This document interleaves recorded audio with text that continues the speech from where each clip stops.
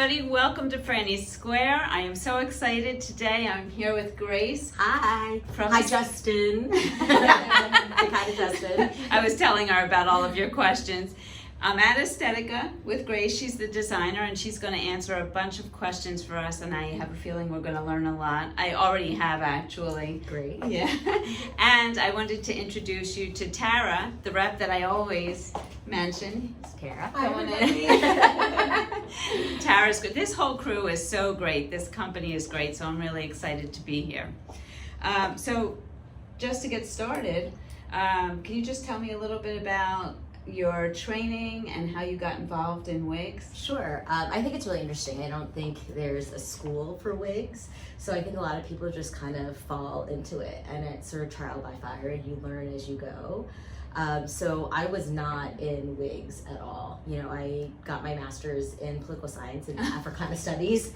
Wow. I always wanted to be a history teacher, so I was a high school history teacher for 8 years. I absolutely loved it.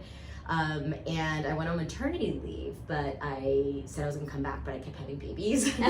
So after my third one, I was like, I don't think I'm going back. And I was like, I need to do something. And, you know, I was looking for something that would be, you know, creative, but also relational, because I really love the students. That was the best part of teaching. So this kind of fell into my lap. And at first it was just a part-time marketing situation. And then I really started getting my feet wet, really enjoying it, and it became full-time. And then I began to work closely with, you know, products, and it sort of just all came about like that. Wow. And did you always like hair? Were you into hair? No. Oh, you were? No, I probably am the least fashionable human being alive. So I kind of feel like it's like the Wizard of Oz, where like you draw back the curtain, you're like, that's the person that's doing that, because I am not a stylist by trade. You know, I don't consider myself fashionable at all. My own fashion aesthetic is very conservative and reserved, almost boring, plain Jane. I like neutral shades. That's but so interesting. I don't know, something about just colors and hair really, you know, I really enjoy now. But it was not something that I was like, oh, I love hair, I love the beauty industry. Not at all. That's amazing. I would not have guessed that. Plus your hair is very stylish. Yeah. Yeah. All right, so getting into the wigs and the whole process. So how do you decide on a new style? So I think one of the things, and I think most, you know, the people who work in the wig industry and do design, even in the factories where they have sample rooms, so just kind of an aside, factories have a sample room where they have people who are looking through stuff, finding inspiration, and creating new styles to send to different manufacturers to see if they'll pick up their style. And that's basically what we do, what I do. I take a look on whether it's Instagram or just online. I look at people's hair all the time. And if something catches my eye, I'm like, oh, I want to see if the factory can make that. It's such an exciting process. And that's how I do it. I just keep my eyes open.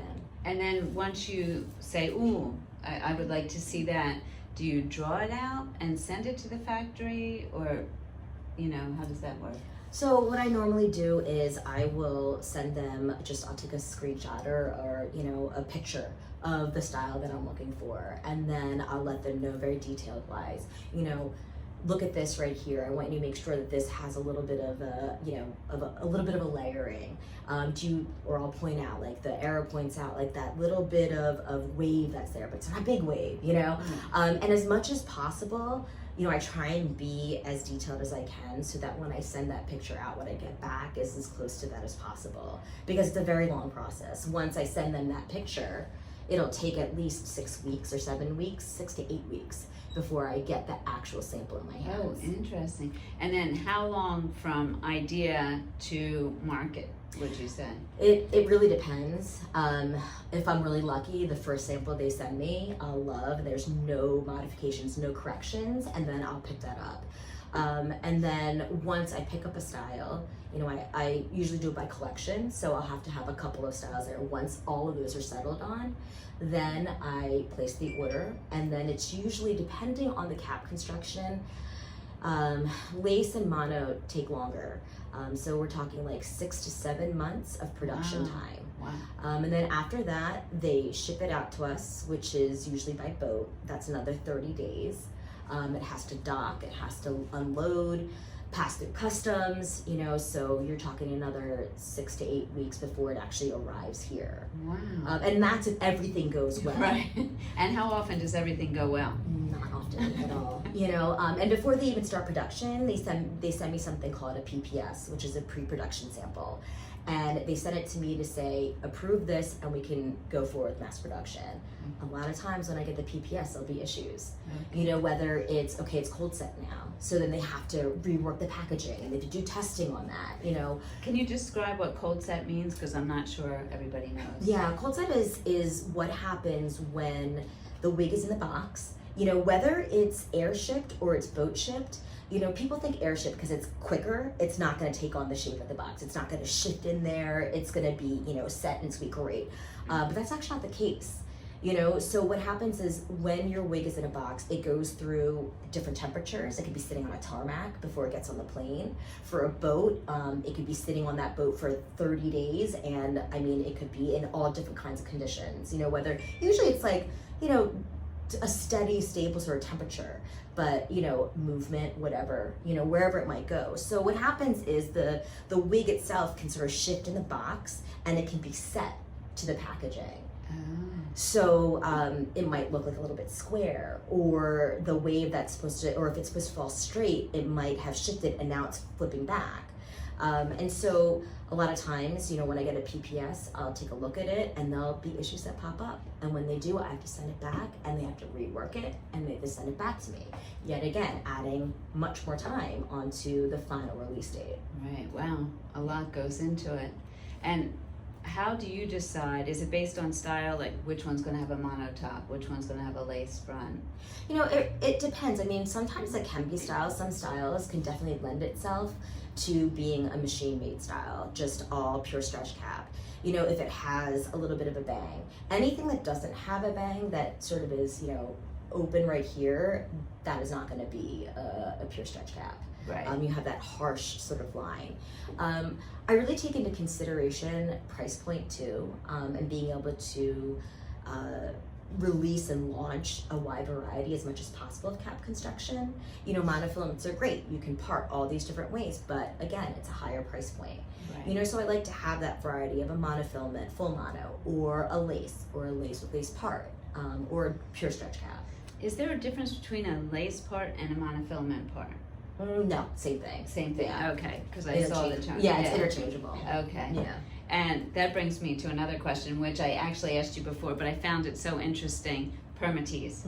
How can, first of all, what is the purpose? And secondly, how can I tell where it is in the wig? Because right now, I'll hold up a wig and I'll be like, yeah, I think I feel some here, but I'm not really sure. Yeah, I mean, functionality-wise, Permatease is really there to, you know, conceal the wefts. So on a fully machine-made style, okay, the top is, it's all wefts, you know, and without Permatease, all you're gonna see is wefting, straight back.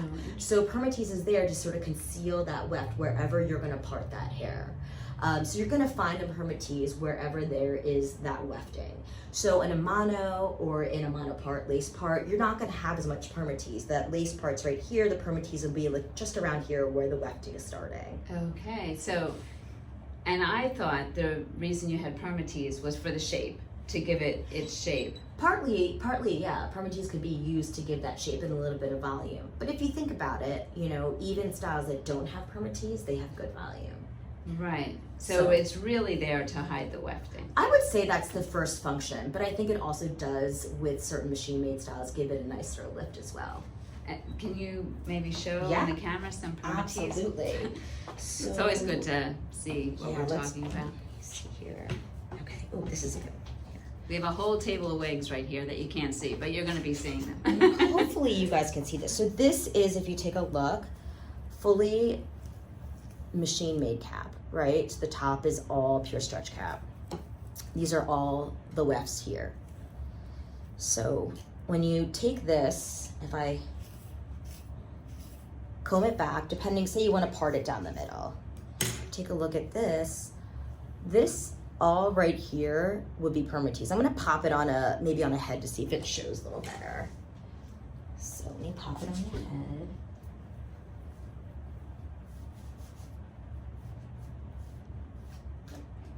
So I don't know if you guys can see it that well. It might be hard to see. Oh yeah, there you go. So you see all those little like kind of small short pieces? That's the Permatease right here. Because if you don't have that, what'll happen is, I'm gonna kind of comb it back. I'm gonna pull the Permatease aside. I'm making it really exaggerated. You'll just see that weft right there. So I'm pulling the hair to the side and pulling away the Permatease, and that's all wefting right there that you'd be able to see. So Permatease is really there. I mean, that's a good example of that Permatease. So you're gonna see a little bit of those pieces kind of sticking out, but it's necessary if you don't want all that wefting to show. I can show you one now. And how do you make Permatease? Like, what exactly is it? So Permatease is, they'll have an entire weft, okay, in the factory. So they'll have the weft, they'll have all the hair sewed onto it. And what they'll do is, I'm trying to see if I can, so this is a weft, right? And what they'll do is they'll take the wefting like this and they'll backcomb it.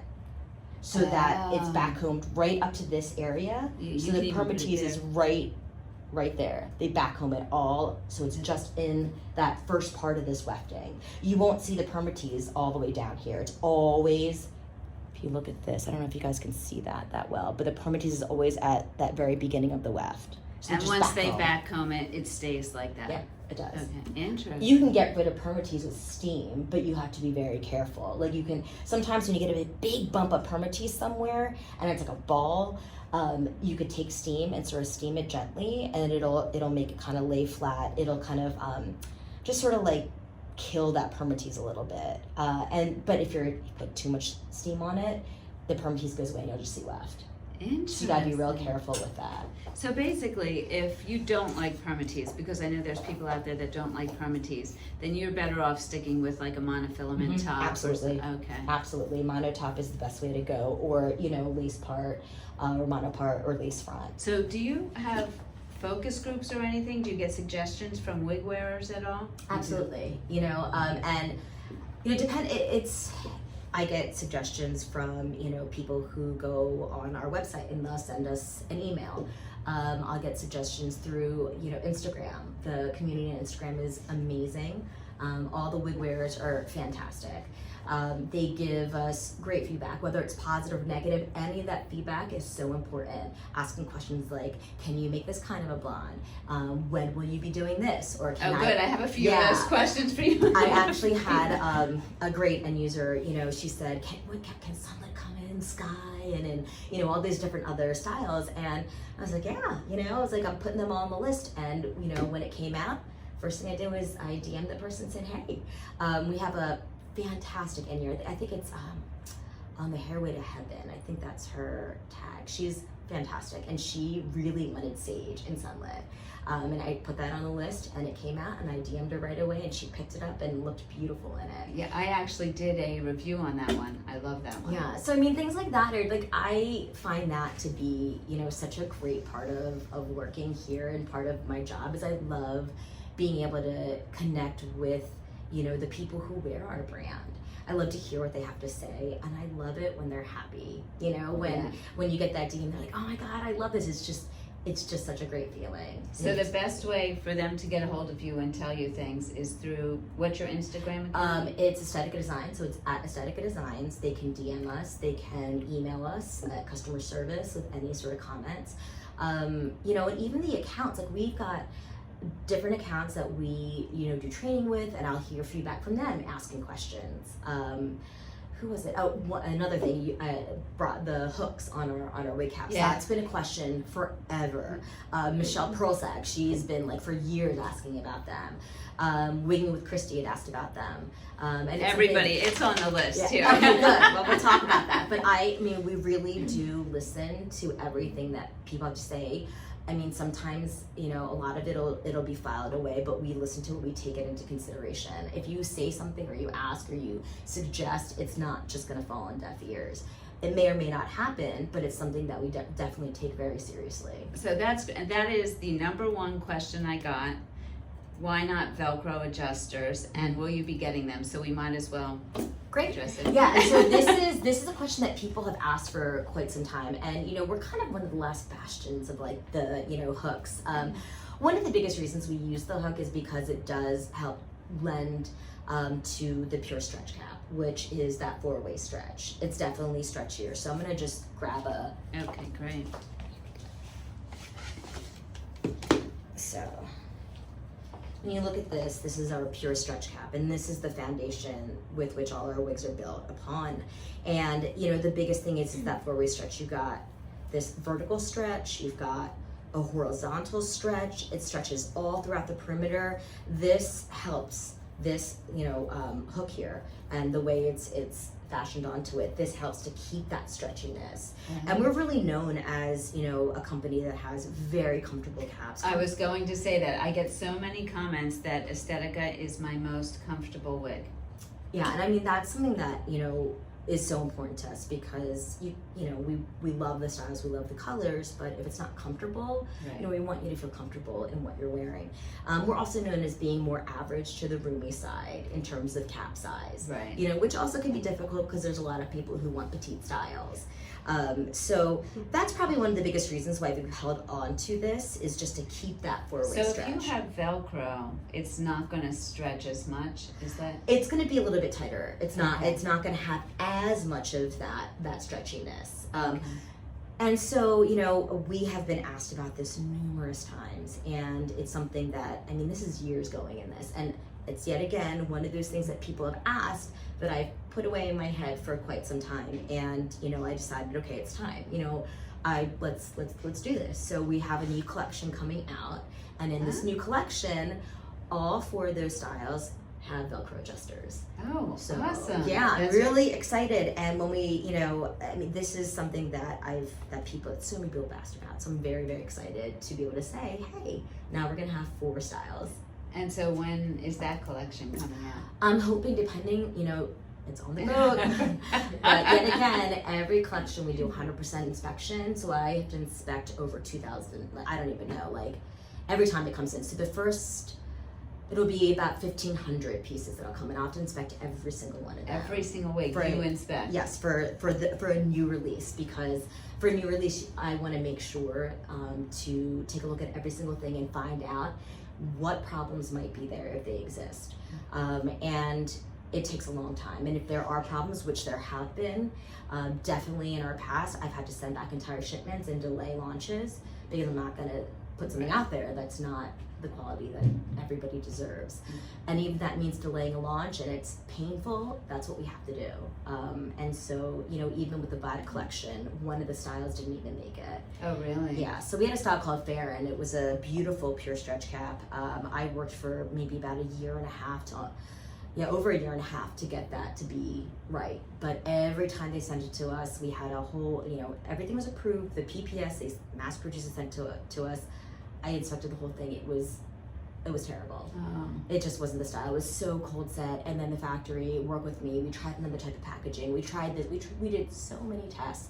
And finally, the factory owner was like, I think it's time to give up. Wow. And I said, I agree. I don't want to waste his time or money anymore. And I said, it's time to give up. So we had all the assets there. She's in the catalog. Oh, really? But we already printed the catalog before, we had to just, I've never had to do that, but we had to cut the style. Wow. So, yeah, so that launch was delayed. So you brought up something else that was a question. Are you going to be getting more petite styles? Looking at it, we just, maybe not recently, but we did expand petite styles with Petite Sullivan, Petite Berlin, Petite Sedona, and Petite Easton. And that was a big sort of expansion of it, especially into styles that are longer, a little bit more trendy. Yes, I will be looking into it, but it's not something that's going to be happening this year. This year, or 2024 also is kind of set with the designs and the collections that I'm looking to release. But it's absolutely just like Velcro adjusters were. That's definitely there, and definitely something we are going to move into. Okay, and I'll just tell you a specific request from one of the viewers is an angled bob in petite, a short angled bob. So I put it out there. And I just out of curiosity, like a Dina, that sort of angle. Kind of like that, or maybe a rider. Is that angled also? Yeah, slight angle. Yeah, Okay. something. Yeah, slightly angled. Okay. And petite. Okay. Yeah, Okay. and straight. Well, thank you. Sure. That was a specific one.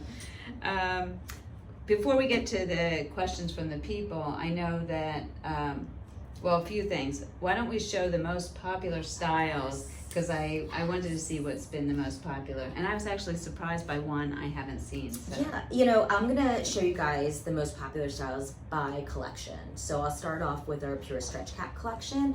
And, I have been, sorry, I'm gonna grab it. I've been at Estetica for, actually since 2009. So, oh my God, like 13 years almost, yeah. And I'm telling you, this style, this is Ellen. She is just a beautiful, basic machine-made style. She has been, since I came here in 2009, the top seller in the Pure Stretch Cap collection. And when I saw her, I was like, why don't I know Ellen? I would totally wear Ellen, especially now that I'm starting to get more into bangs. Yeah, I mean, I personally don't know if I would wear this style, but I've seen it on people and it looks amazing. Right. And this is just a style that just keeps going. People love her. Tara, put her on my list. I'm gonna get her so I can review her. It'll be great. Yeah, I mean, she is just a great little style. People love her. And I think it's just because, if you look at this style, it's just a classic style. There's nothing super flashy about it, so it's not gonna necessarily go out of style. It's just a nice, classic, timeless style. And I can just see tucking it behind your ears. I think the reason that I didn't notice her is because I was so not into bangs for the longest time, but people have been saying to me, you look good in bangs, wear bangs, so now I'm trying to. What I love about her too is even though she's a pure stretch cap, you can kind of make curtain bangs out of her. How cute is that? Yeah. You get little curtain bangs right here. She could be cute here. You can kind of sweep it over more to the side. There's a lot of things you can do with these bangs if you're not necessarily a bang person. You can also, trim them a little bit. I like it like that. Yeah. That looks really nice. They're off to one side if you show. Yeah, let me just kind of play around with it. Kind of leave it a little. That's really like cute. That, Yeah. And one thing I've learned is, the people who wear wigs, all of you guys who are wearing the wigs, I have to say that I learned so much from, Instagram, watching people's YouTube, because it's you guys wear them every day. I see people doing the most amazing things with their wigs and I'm blown away by it. And that inspires me on how we style it, maybe at a shoot, kind of having fun with it. And I know that anybody, put this in your hands and you guys can make it your own and make it look great. Yeah, and I love seeing the progress of somebody who starts out wearing a wig and how they start styling it and making it their own. Over time, you can really see that. Yeah, one of my most favorite things is when I go on Instagram and I see a picture like, oh, that looks amazing. I wonder what she's wearing. And they're wearing one of our wigs that they've done something with. They've styled it a certain way. I'm like, oh my God. I've said that a couple times. I'm like, wow, I've never really liked that style, but I really like it now. I can see how good it looks. I'm trying to think of what it was recently that happened with. I don't remember. But I remember recently, I was like, oh my gosh, that was not one of my favorite styles. And looking at that looks amazing. Right.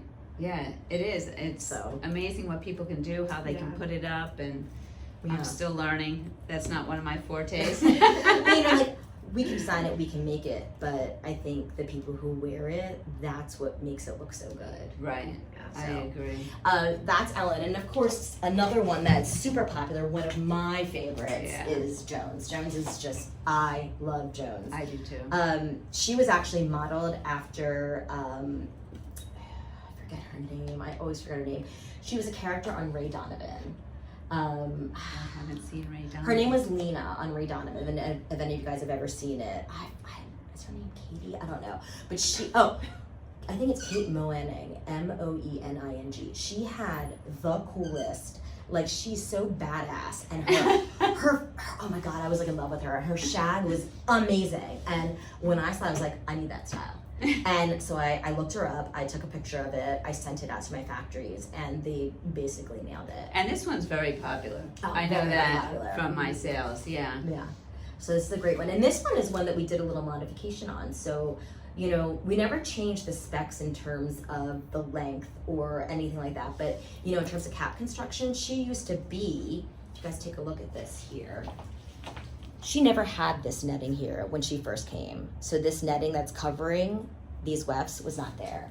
But And what does that do, the netting? so what happens is in the process for a new style, I usually do a 100% inspection for the first year because it takes usually a year to work out any kinks, and I want to know what those kinks are. I want to make it the best possible, you know, product out there.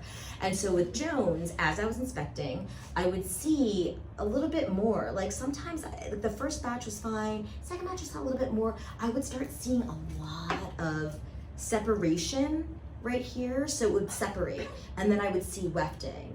And so I was like, I don't like this. So I would, you know, send those pictures to the factory, say there's a lot of separation happening, I'm seeing a lot more weft. And so, you know, I would like you guys to see what you can do about it because it was becoming a problem and I didn't want it to get worse. Right.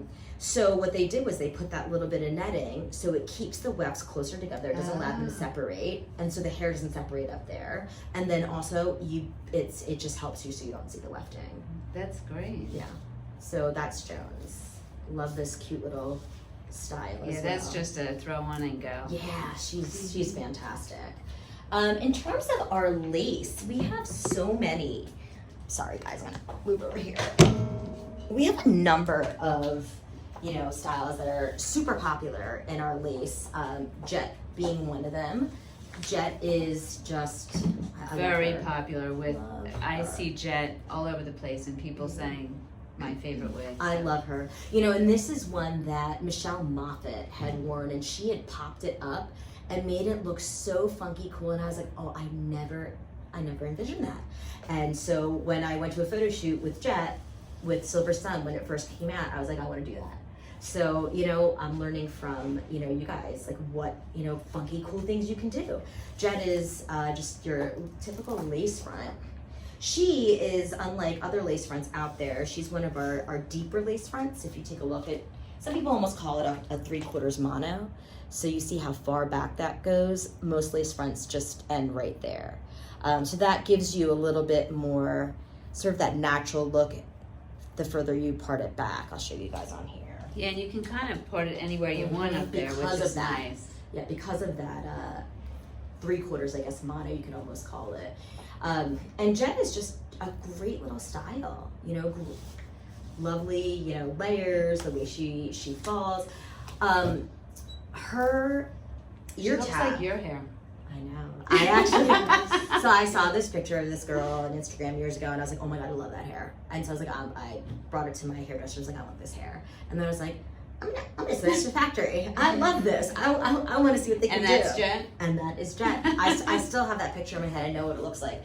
This is something that we did with these, this area right here. You see that netting here? You see that closed? What was happening was, we were having a situation with separation here as well. It was, and you could see a lot of that. I don't know if you guys can see it now because that netting's there, but you could see through to the wefts.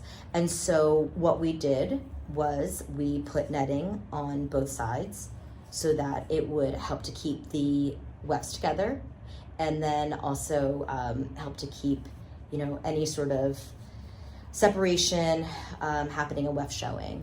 So this is another one where, you know, we did a little bit of modification. They wanted me to do this in a full mono or a lace part, and I said no because I don't think it's necessary, and I think that they can fix the issues without doing that and keep it at a good price point for people. That's great. And that's Jen. Another one of our you know, sort of goats, the greatest of all time here is Jameson. This is my first one. She is just a classic, timeless, you know, I don't know what else to say about her. She's In the color Caramel Kiss. You guys all know how I love Caramel Kiss. But oops, sorry. now she's bald. Yeah. But this was the first Estetica wig I ever got. Yeah. She's great. She is, you know, again, another timeless classic. I don't think it'll ever go out of style. Yeah. You know, And interestingly enough, this one does not have an extended nape. Which is another one of the questions. What makes you decide to do an extended versus not? I think most of our styles have an extended nape. I think the question is why are there ones that don't have an extended nape? You know, to be honest, I don't know the answer to that question. I think for certain styles, particularly with the short pixies, you have to have that extended nape. For longer styles, I'm not really sure. You know, I don't know. I mean, I think Jameson was made years and years and years ago, before my time. I think maybe there was a time period where they just didn't put extended napes on. So the wigs you do are all extended nape? Yes, from what I've seen. Let me just take a look. Yeah. Is that something that you specify, or the manufacturer says, I'm just gonna... You know, to be honest, I think it's really just that. I think it really is just what is the trend. I mean, all of a sudden, you know, everybody has extended napes. You know, and so even the long ones now have extended napes. So I thought it was just for the short to keep that, you know, covered, but the long ones have extended napes as well now. Interesting. So I don't really have an answer. Okay. Sorry. And then in terms of our monos, this is one of our most gorgeous pieces. Gorgeous style, color. This is Verona. Beautiful. And these have been sitting out in our showroom for a little bit. They're my sample pieces. So she's a little bit rowdy. You know, what I would do in a situation like this, to kind of bring back the curl to show you guys, to make it look better, because you're not getting a good sense of her waves as much. I'll step back. I'm gonna just Although maybe my wig needs it. spray a little bit just to separate her out. And then... So what is that you just used to spray? This is our sea salt spray. It's pretty light. So it's not going to be super tacky or sticky. It's just a nice light spray that gives separation and pieciness. And then I'm just going to give her a quick shake. Pull her back up. And you see a little bit that separation and that pieciness a little bit more. So I love this wave. A little bit of life back to the wig. Just I can spray a little bit more. And just get that look where you know, when you go to the beach and you go in the water and that salt kind of gives it a nice texture. And it smells nice too. Yeah, and so this is Verona. I love her. She has the most beautiful, relaxed waves. And so you see a little bit of difference. Yeah, it's just a light wave. It's really nice. It's not, And with that salt spray, you know, it was kind of limp. You know, it was kind of all sort of together, but it did a nice job of just kind of bringing back that pieciness and bringing a little bit of that wave back. So I'll put this here. Okay. And the next one is my personal favorite, and this is Kennedy. Kennedy is just such a cool, funky, different type of bob. You know, I think this was one of the hardest ones for me to give up, because I loved this style when I first created it, and I loved the picture. I loved what I got as the original sample, and it was very difficult to make it exactly the way I wanted it in mass production. And it was one of those moments where I knew I had to just like let go some of the things. It's not gonna be exactly what I wanted. And it was, of course, kind of sad for me. What kinds of things? So, you know, I feel like I really like the way that this side is, how you see how it goes sort of like, it's a little bit graduated, right? I like how in the front you get that sort of slight wave in, but this is something that's really difficult there's such small, minor details, but these small, minor details made this style the style that I wanted. And I was able to get it as close as possible to it, but I still feel like when I look at it, I don't know if it's exactly what I had envisioned and wanted. And it's like razored at the bottom. Yes, yes. It has sort of like that, I guess, like exactly, that sort of like razored look. Especially the back too, I don't know if you guys can see that. Yeah. You know, it's not curled under like Jameson. It has like sort of this pieciness here too. And I think that in mass production, some of that doesn't translate as, you know, obviously as it does in a one-off. It's still the style, right? And it's still what I envisioned, but there's like small little details that I had to give up, and it's fine. It's still a great style, but you know, it still, to me, is that bob that's just a little bit different. The way it's cut, it kind of comes in shorter here, and she's one of my favorites. I Yeah, absolutely love her. adorable, really cute. Yeah. So that is kind of another one of our popular monos. Okay, so questions from our viewers. Okay. What makes you choose different types of ear tabs for a style? Open versus closed? And you have fabric, right? You don't have velvet. Yeah, we have Okay. fabric. I mean, that's basically the tabs that we've used from the very beginning with pure stretch cap and don't have, any reason to change it. So most of them are closed for the most part. I mean, it's just sort of what we've done from the foundation. Okay, and so an open ear tab, does that have, I know some people Their say glasses. it's thinner and their Yeah, glasses. Glasses, Yeah. I mean, some of them are like that. I think I can't off the top of my head, remember which ones might have them.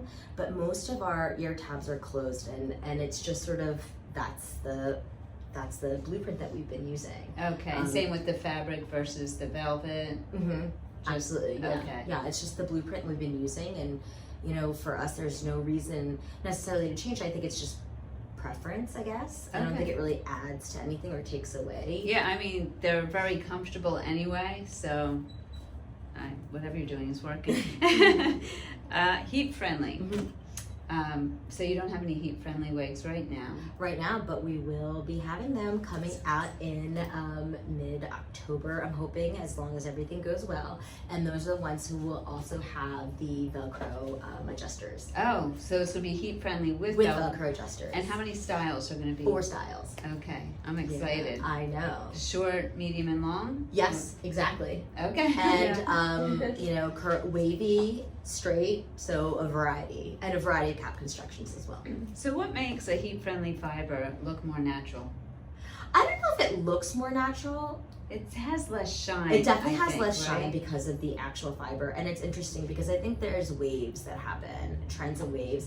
When Heat Friendly first came out, I mean, the color for the most part looked very dull, right? People were very used to the vibrant shininess of regular synthetic. There was a little bit of, it looks kind of ashy, looks a little dull. But now people are dry shampooing Right. their wigs and trying to get that shine out to make it look more natural, and Heat Friendly does that. I always laugh because people want their natural hair to be shinier, Mm-hmm. and then they want their wigs Right. to be duller, to look like the natural hair that they were trying to get shinier. I know, isn't that so funny? That's crazy. I mean, I think Heat Friendly is interesting because Heat Friendly colors they translate differently than the regular synthetic colors. So while we'll be bringing out our Heat Friendly in our spectrum of colors, I think everybody knows, looking at the other, brands, John Renault, whoever else has, Heat Friendly as well as regular synthetic, that you'll see a difference between the color. Like our Sunlit Blonde in Heat Friendly is going to be a little different than the Sunlit Blonde in the regular synthetic. Right. Yeah. That makes sense.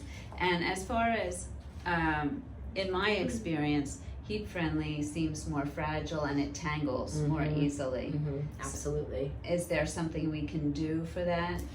I think the best thing to do, I mean, because it is heat friendly, I think steam is such a great way to go. I feel like Really? steaming is a lot, it's a more softer, more gentle way to manage any fiber.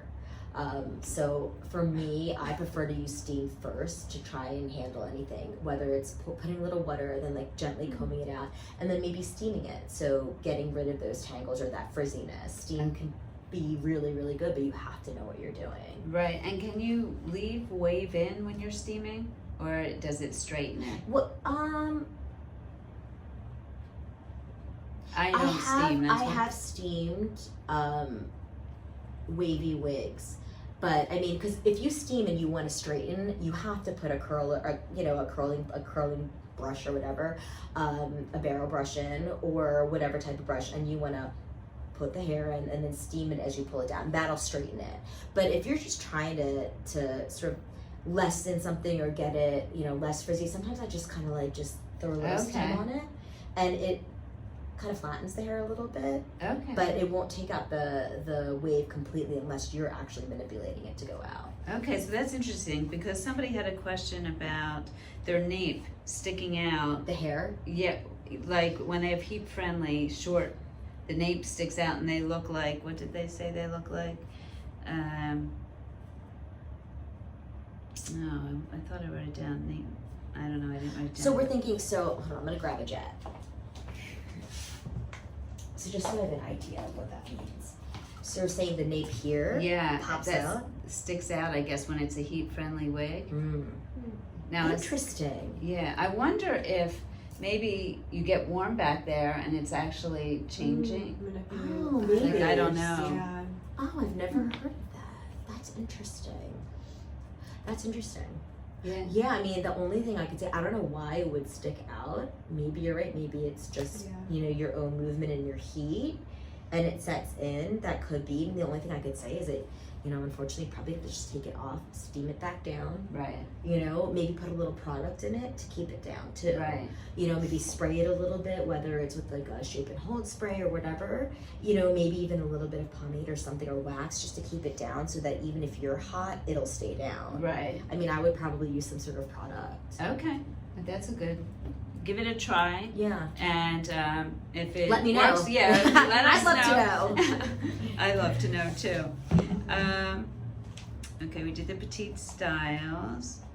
Can you create blondes with softer rooting? Was one of the questions. Sure. And this is always such a hard thing for me with colors, is that I feel like it's a lot of people have ideas and they I'm not really sure. Someone's like, can you make it less ashy, or can you make it like lighter?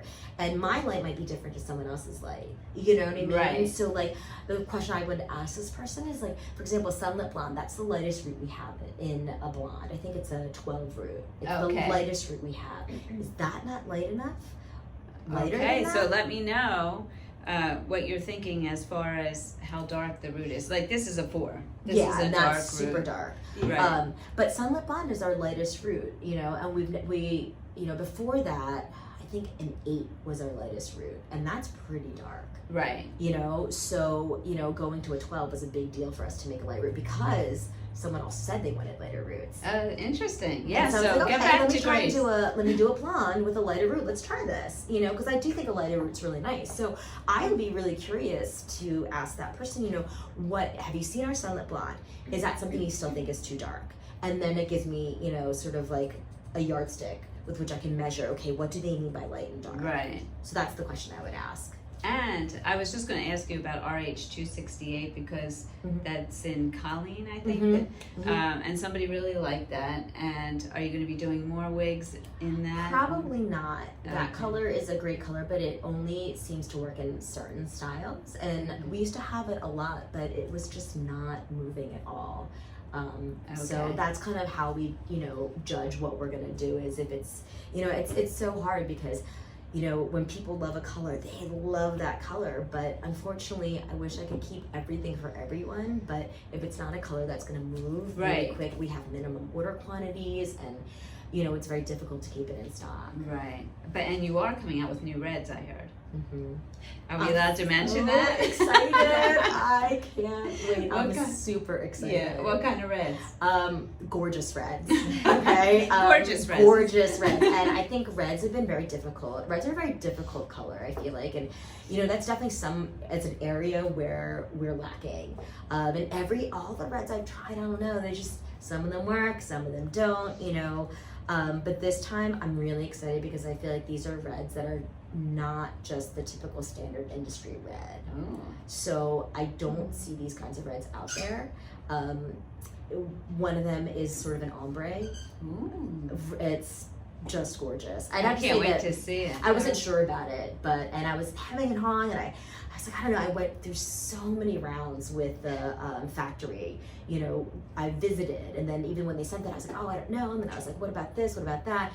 And it was actually Tara who was like, I love this color. This is such a good color. I was like, go Tara. Okay. I was like, I feel better, because like I said, I'm not like 110% confident. I like what I like, but I also know that I'm somewhat limited, to my own personal preferences. So I remember Tara being like, oh my God, I love this red.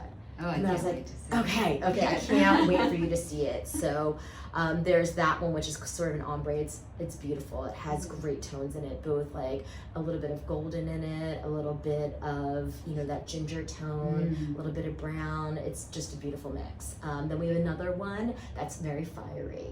And at the tips, it's just fantastic. Yeah. And then we have another one that is just this I mean, it's just, it's like, look at me, it demands to be looked at. It's just this like reddish orange, like just awesome ginger color. It's just, I love it with the root. So I'm so excited for these three to go out. And when are they coming? Probably, I'm hoping end of September. Okay. Yeah. Oh, so that's soon. Yeah, very soon. Exciting. Let's see. Oh, what do you think sets Estetica apart from your competitors? I love that question, because one of the things that I love about Estetica, and I have to say, you know, everybody here, whether you're in admin, you're in the warehouse, you're an account exec, whether you're in marketing, doesn't matter. I feel like everybody here and the way that our brand works and the vision that comes from the top is really relational. Yes, product is important. You know, of course, we want to sell product, but never at the expense of that relational piece. And that relational piece is so important. And the way I see it is the way, like, I see Tara interacting with her accounts. It shines through here. When I walked in, I felt like I was at home. It really does. Yeah, I mean, and it's genuine, a genuine desire, because you want the person that you're working with, and you know, it's a partnership. Right. We can't be who we are without you guys. Right. We can't be who we are without our factories. We can't be who we are without our UPS guy, without our mail guy, you know, without, you know, my factories and the factory workers. And like those relationships, that partnership is so important to us. Yeah, and I really feel it on this end. I want you guys to know it's an amazing relationship. Yeah, and I mean, we can't be where we are without you guys. You know, the people who are watching this, right. The people who are wearing the wigs, like, if this is, I feel like it's just a big partnership with all of us involved together. And I feel like the people who work here and the vision here is that there's this level of respect for every aspect and every part of this partnership, from wig wearers to, you know, the amazing stores that support us, to, you know, our the people who, you know, provide us with the boxes, you know, I mean, just everybody.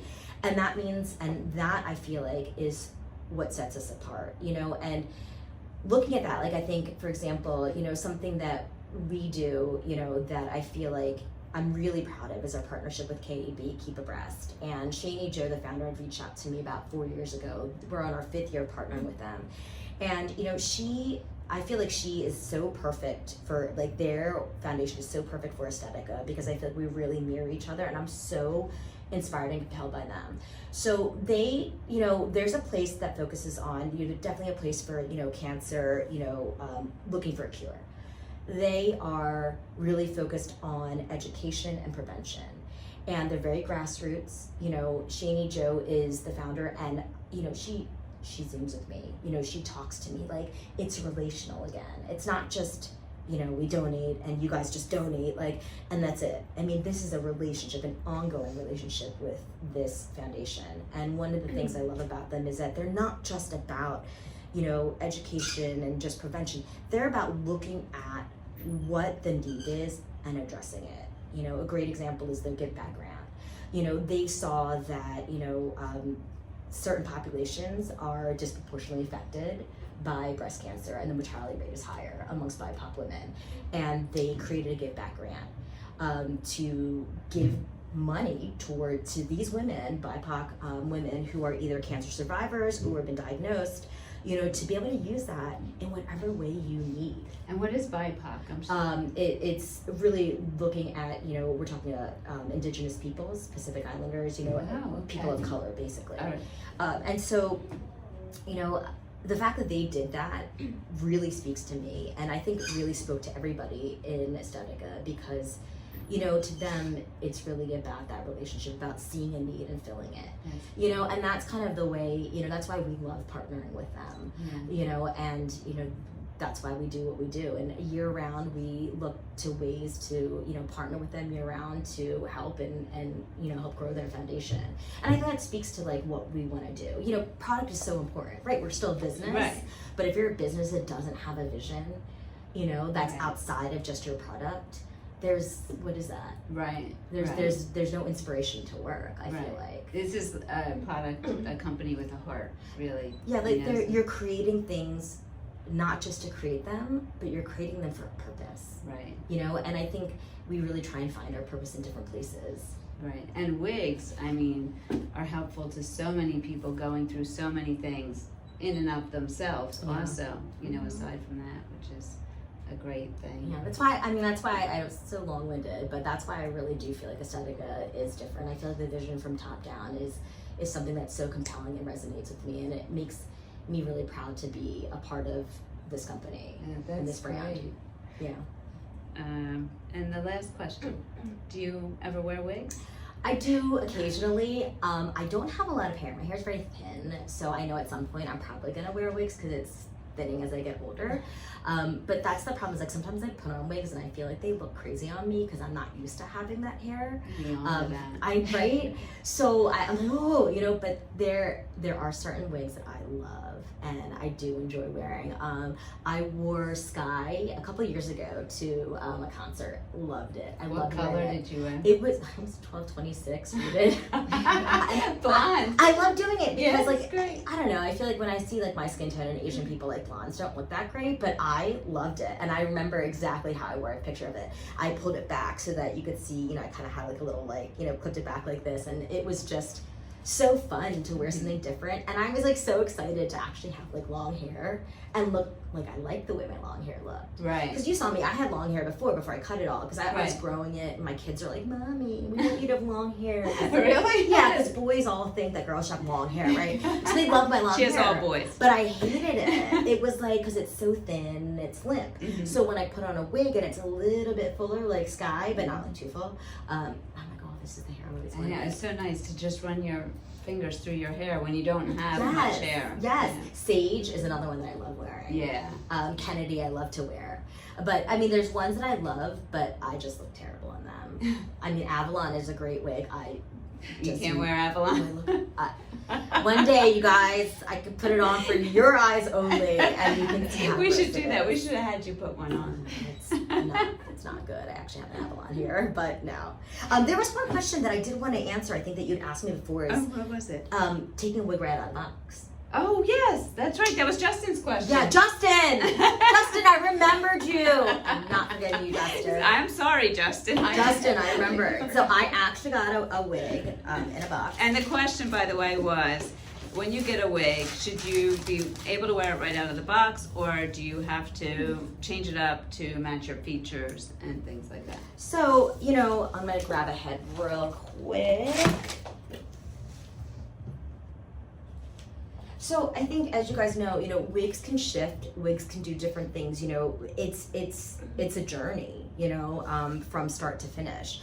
And being on a boat for 30 days, you know, being stuck in a box, you know, there's often times where things can shift, and it might take on a little bit of cold set. It might shift a little bit, and you most likely will have to do a little bit to it to get it to what you want it to do. You know, sometimes, yeah, wigs, you can take it right out of the box, pop it on your head, and it's great. But there are going to be times where it's not. It's going to be just a little bit. You're going to do a little bit of tweaking, a little bit of love to it. I think that's important to know, because I think when you first start wearing wigs, you expect you're going to just stick it on your head and you're going to look like the stock photo. And it's not going to happen. And the stock photo, there's been, you know, some manipulation to it. Not a lot. You know, many of them, for example, Mellow, you can just shake and go. But sometimes, you know, you do have a little bit of like a boxy look. You're gonna have to put a little bit into it, and that's okay. You know, this is Avalon, you know, straight out of the box. You know, she looks great. There doesn't look like there's much to be done to it, you know. But one thing you can do, and I love doing this, is just shaking the wig to give it a little bit of life, because it's been in that box for a while. So if you just take your wig, I'm sure you guys just kind of give it a shake, give it a little bit of air, okay? Just gives it a little bit of, gets the hair off like the cap. yeah, and it kind of brings it together. Yeah. Gives it a little bit of it. Usually when it comes out of the box, it's just kind of like, it's just stuck and set. You know, especially for curly styles, you might want to shake it if you want to give it a little bit more of that movement right here. So before it was kind of just like this with the curls, but you shake it out, give her a little life. And there you go. if it has some box hair and it's not heat friendly, you would still take steam to it? Or, I'd be very careful with steam, with any sort of heat to it, unless you know you're really used to working with it, because you could really just kind of kill, the volume that's here. A lot of times what you can do is you can just take like a little spray bottle, and that's what I did with this Ellen. She had come out of the box, and I can kind of mimic what had happened. She had come out of the box. She had this little, she was back here like this. This was kind of curling back as well. She came out like this, and I tried to comb it down, didn't really work that well. So what I did was I just took a little bit of water and I sprayed her. So I'll show you what I did. So when she first came in, she was a little, see, you can even see here. yeah. You got that a little bit of a twist there. And then I just kind of comb it to where it needs to be. And it's gonna, if it's wet, it's gonna look a little bit more like sort of flat, but I just kind of, I did that, and then I just let it sit. Once it sits, a lot of times water does wonders. Just a little bit of water, and then you just kind of comb it to the way you want it. If it's only a little bit, if it just needs a little bit of help. And then just let it sit. But you can see like this piece wants to go back like that. Right. So you just let it sit.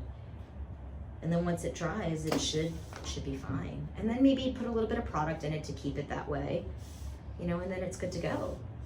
So that's normally what I would do. Just a little bit of water can usually help. Yeah, I think that's really important to know, though, that you may have to do some work when it first comes. Yeah, whether it's just shaking it out or, putting a little water on it, because there's always going to be a little bit of deviation.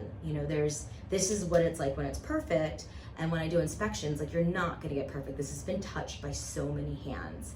There are so many areas along the way that, there's gonna be little variances, and that has to be expected. Right. You think about a pair of jeans and you get the same brand, the same model, the same size, and they just fit different. Right. And this takes even more than jeans in terms of hands. So many different stations. So once you're done those beginning inspections where you inspect every wig, do you still inspect wigs as they come in? Mm-hmm. Every shipment, but I don't do 100% inspection, because once you work all the kinks out, it's impossible to do that, because you'd be inspecting like 3,000-4,000 wigs. Like, we'd never be able to release inventory. Right. So I do about 10% of everything that comes in. And usually what you can find is you find one issue, and usually you'll find a lot of them in that same color, because that same line, it was done by the same line, whether, so a color like, getting it sewed onto the weft, that color, they use that color, and so if it's sewed on and there's too much on this side or whatever, you're gonna see that happening. Okay. So that same production, table or whatever has done that color, that style. And if I see an order amount, then I pull the whole thing and I'll inspect them all, and if it's an issue, then I have to send it back. Okay. That rarely happens.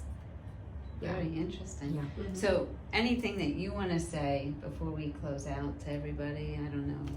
If there's Yeah, I mean, I just want to say, thank you so much. I'm so honored that you guys wanted to ask questions, and that, you wanted to hear from me. I mean, I don't really know much, but I appreciate that you guys listened, and, Not learning true. She knows along a with you lot. guys. And I just want to thank you for, supporting our brand, and, for your questions, for your comments, positive, negative, anything that helps us to be better. Yeah, send them in. Please. And I want to thank you for taking all this time. I know you're busy, so I really appreciate it. I learned so much. I'm sure everybody learned so much. And of course, I want to thank all you guys for joining us. I truly appreciate it. Thank you so much. Yeah, oh sure. And please don't hesitate, to send questions or comments. I love, learning with you guys, and I'm happy to, build that relationship. That's what we love to do. Yeah, and this group of people, you'll be getting, I'm sure you'll Good. get comments. All right, thank you everybody for joining Thanks so us. much. Okay, bye. Bye.